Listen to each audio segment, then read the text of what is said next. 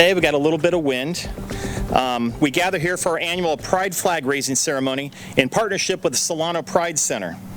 This event recognizes Pride Month and reflects our city's ongoing commitment to promoting a community where all residents feel safe, respected, and welcome. Of course, before we begin, I'd like to take a moment to acknowledge some dignitaries in our audience today. From Assemblymember Lori Wilson's office, we have Representative Kai Uwasibo. Did I get that right? We have Solano County Supervisor Monica Brown joining us today. City Council member is Kate Patrice Williams. We have Councilmember Scott Tonneson. We have Councilmember Doris Panduro. Executive Director of Solano Pride Center, Will McGarvey. Police Chief Dan Marshall. Fire Chief John Sturdy. And then we have city directors, staff, friends, and community. Thank you all for joining us today.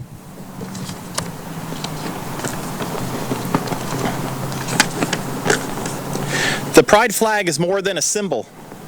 It represents the history, the progress, and the continued efforts of the LGBTQAI+ community to be seen, heard, and treated with dignity.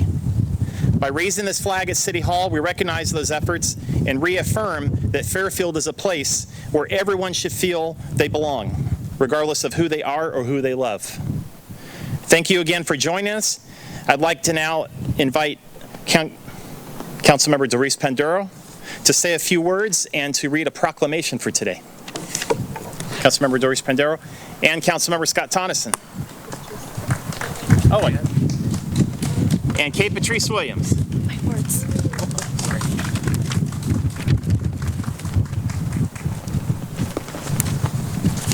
Thank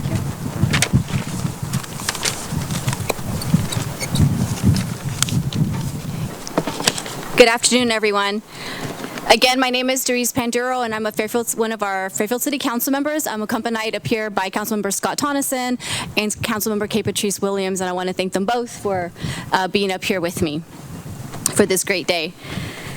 It is an honor to be here with all of you, and I'm filled with pride as we recognize and proclaim June as Pride Month in the City of Fairfield. As an ally, I stand with LGBTQIA+ community, not just in words, but in action, in support, and in solidarity. This community has faced a long history of discrimination and adversity, and while progress is still being made, we know the work is not done yet. Let me be clear, there is no place for discrimination in Fairfield. We celebrate our diversity, not just during Pride Month, but all year long. Our differences make us stronger, and today is a perfect example of what happens when people come together with shared respect, love, and a sense of community. I am proud to be a part of a city that stands up, speaks out, and shows up for one another. With that, it's my privilege to read this year's official proclamation recognizing Pride Month in the City of Fairfield. And I would like to have the Pride Center representatives come join me.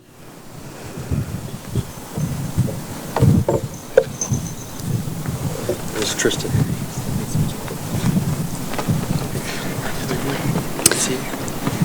So whereas 56 years ago, I'm sorry, this is tiny writing. I'm going to just switch out real quick to the bigger writing that I know.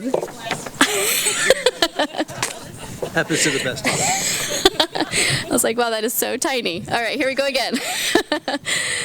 Whereas 56 years ago, in June 1969, a riot at a Manhattan gay bar, the Stonewall Inn, in retaliation to a police raid, precipitated the modern fight for lesbian, gay, bisexual, transgender, queer rights.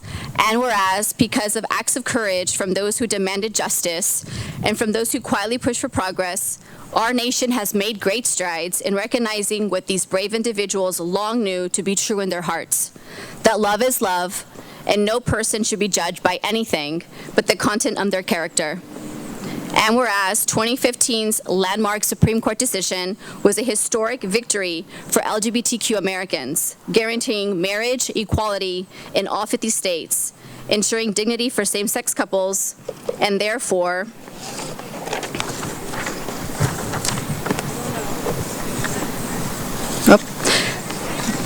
I don't know what happened, but whereas for every partnership that was not previously recognized under the law and for every American who was denied their basic civil rights, this monumental ruling instilled a newfound hope, affirming the belief that we are all freer when we are all treated as equals. And whereas, despite the extraordinary progress, LGBTQ Americans still face discrimination simply for being who they are, and there remains much work to do to extend the promise of our country to every American. Whereas, in the memory of the 49 victims of the 2016 Pulse nightclub massacre in Orlando, transgender individuals murdered for who they were, and a history of violence against our community, it is even more important that we continue to push for equality, protections, and acceptance of LGBTQ people everywhere. And whereas 2025 is the 27th year of the Solano County's LGBTQ community coming together to show our pride in Solano County through service and support of the LGBTQ community in organizations known as Solano Pride Center. And whereas LGBTQ Pride Month, as we wave our flags of pride high and march boldly forward in parades and demonstrations, let us celebrate how far we have come and reaffirm our steadfast belief in the equal dignity of all Americans. And whereas the City of Fairfield proudly stands with the LGBTQ community of Solano County and with all communities who struggle for human rights, acceptance, visibility, safety, and in the quest for full equality under law. Now, therefore, on behalf of the Fairfield City Council, we do hereby proclaim June 2025 as LGBTQ Pride Month in Fairfield, and to encourage everyone to join in advancing the founding principles of our great nation by celebrating diversity and unity in our community. Thank you.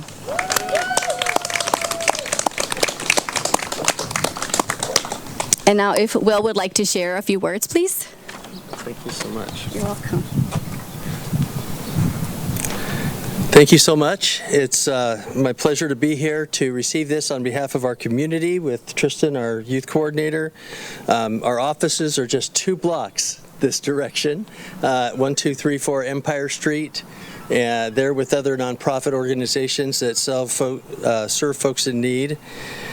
It's heartening to be able to be here with you in Fairfield, even though we know that other municipalities struggle to make announcements like this, especially to our east, even when they had done it in previous years. So it's important for us to be able to have this moment to protect the dignity and equal rights of members of our community.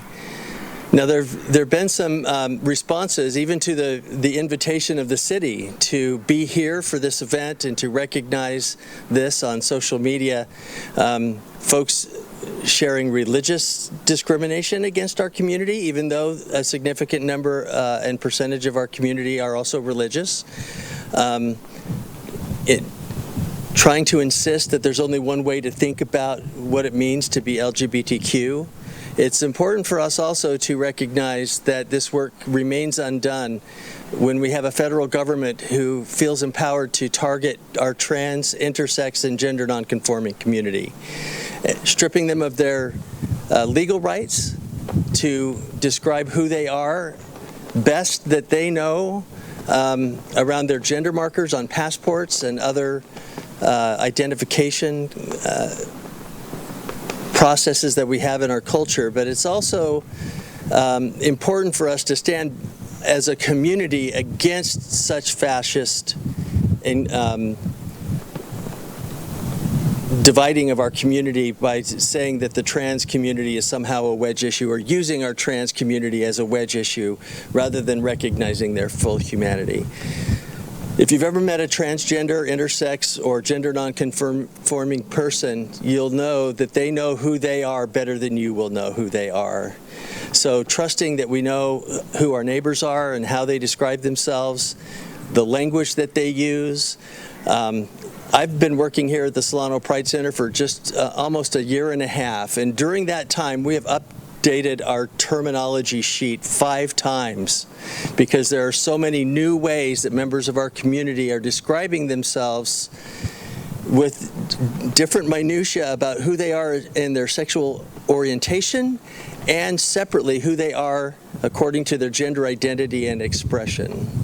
And as people find new language to describe who they are, not just to be able to find other folks to be a part of their chosen family, it's important for us to take them at their word, that they are who they claim to be, and to be able to honor them as the fellow citizen and sibling in America that we enjoy all the rights of. And to see our federal government, especially this Trump administration, targeting folks for who they are, the immutable aspect of who they are on the inside according to their sexual orientation, gender identity, or expression, seems to me to be a very un-American stance. But it will take all of us to push back on these fascistic attempts to be able to control our narrative about who we are as Americans and who belongs and who doesn't. So it's very important for us to be able to mark these occasions. One of the things that you'll notice with the flag that we're putting up is that it's a little different than last year's, and it includes a yellow triangle, and a little purple circle that come from 2 other flags, the pansexual or bi plus flag, but also the intersex flag, to include them in what is now known as the Pride Progress flag.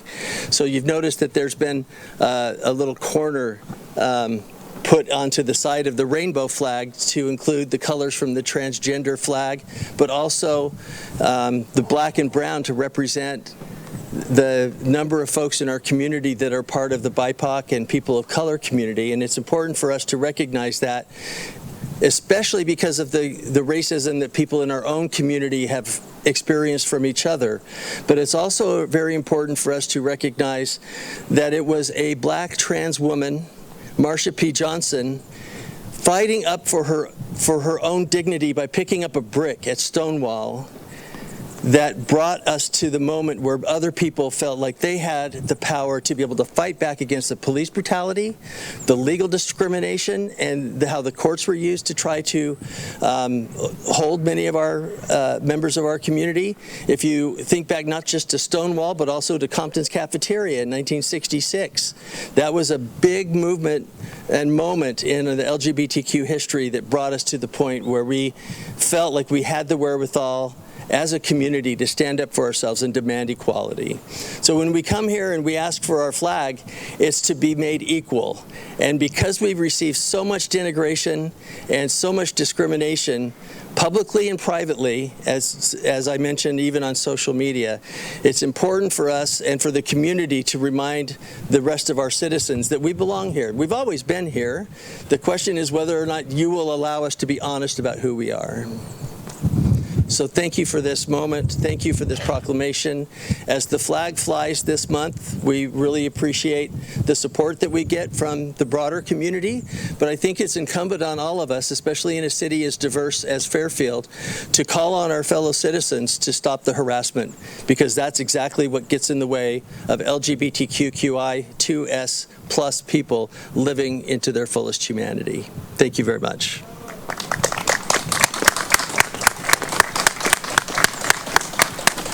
So now we could gather around the flagpole, and we're going to raise the flag for this year. So if everybody would want to, if you come on in and join us.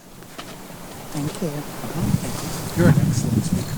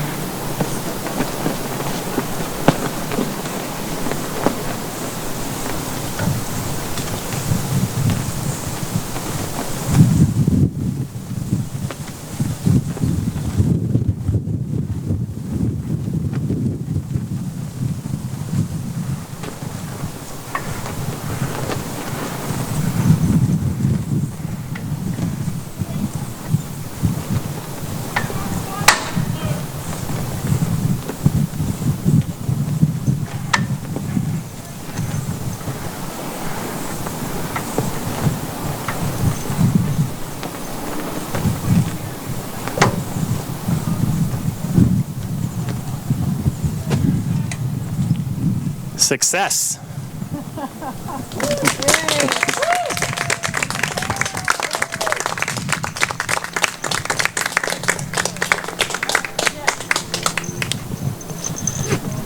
Thank you, everybody, for coming today. We're going to end up taking a few pictures, but hopefully this wonderful moment today will allow you to go about your lives today and just treat everyone with kindness. Thank you.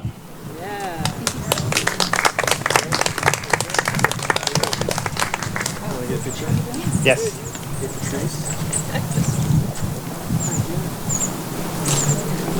Can we have you go back just a hair? Yeah, it's a night house. N-E-I. Okay. Oh, sorry.